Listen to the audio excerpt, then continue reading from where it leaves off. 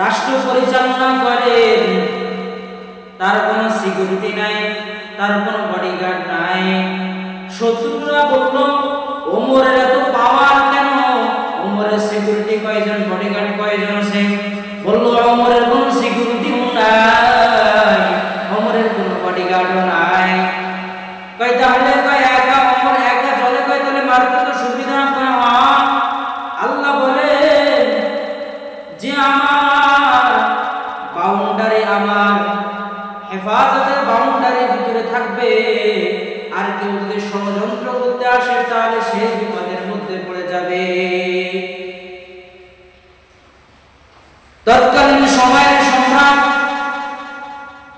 শত্রু লাগা দিল, ওমরের পিছনে শত্রু লাগা দিল।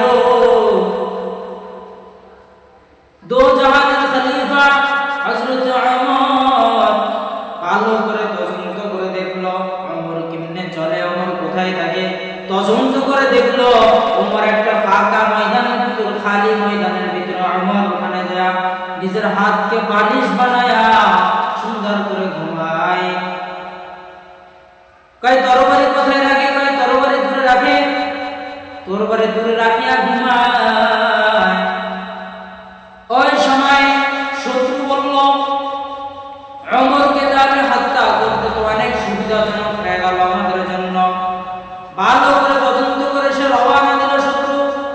দৌড়াতে দৌড়াতে যায় দেখে জাহানের খলিফাতুল মুসলিমিন ওমর সুন্দরভাবে ঘুমায় আছে।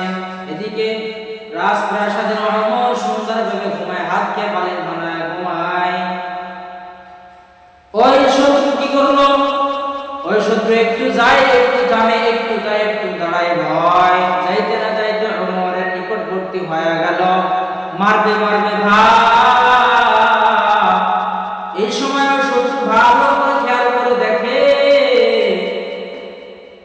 যে ওমর তো ঘুমায়, কিন্তু ওমরের সঙ্গে জঙ্গলের বাঘ ঘুমায়।